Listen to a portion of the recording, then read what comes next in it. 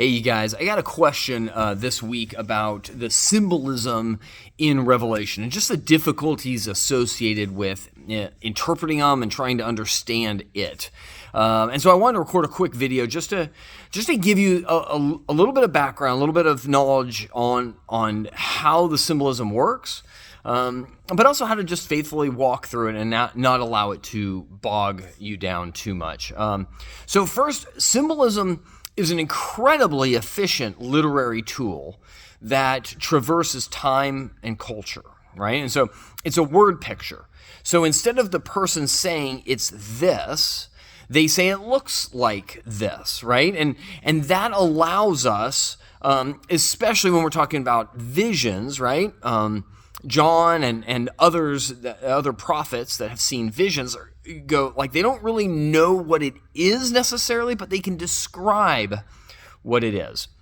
And I think I talked about this early on in Revelation that when it talks about stars falling from the sky, is that meteors? Well, those aren't really stars, but they didn't have that verbiage, and so they're faithful in communicating that it looks like a star falling from the sky. Okay, well, we can all picture what that looks like.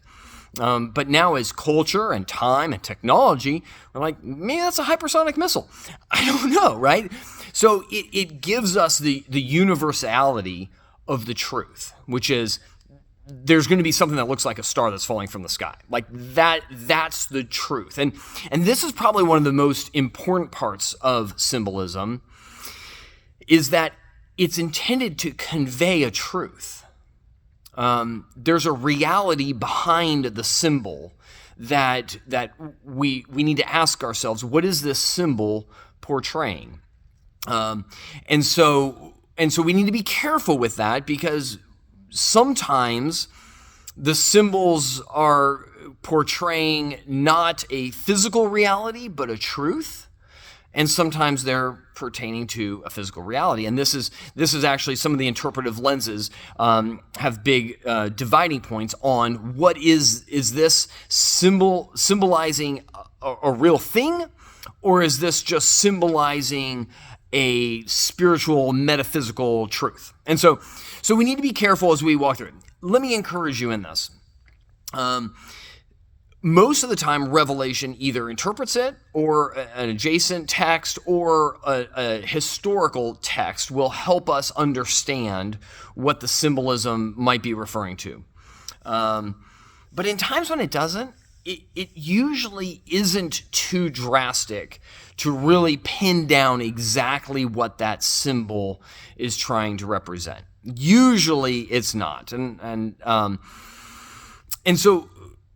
so the good part, so let me relate it in this scenario. It'd be like reading the genealogy of Jesus in Matthew or Luke or whatever, and going, well, I don't know all these people, and I don't know their backgrounds, and I don't know why they're included. Well, you don't really need to. Some of them you might want to, right? Some of them are pretty pivotal, and they actually speak into the significance of Jesus' birth. But what's the truth being conveyed? The truth is being conveyed, first of all, that there's an actual literal truth, right? Like these people did have these generations. But then there's also a truth of that Christ came from the line of David, that God's been sovereign along, right? And so these are the things that we want to focus on and not lose that for trying to figure out what some random person is and what they did in the lineage of genealogy. So I hope that helps. I know it's a little bit long, but I hope that helps understand and kind of grapple with the symbols. You can Google it. I would encourage you not to put a whole lot of weight in a lot of that. And that's kind of why I try to brush past some of those, because there is just a lot of opinion on those things, and they often don't change the message and the purpose of Revelation, or the message in general that the symbol is trying to convey. I hope that helps. Love you guys. Have a great week.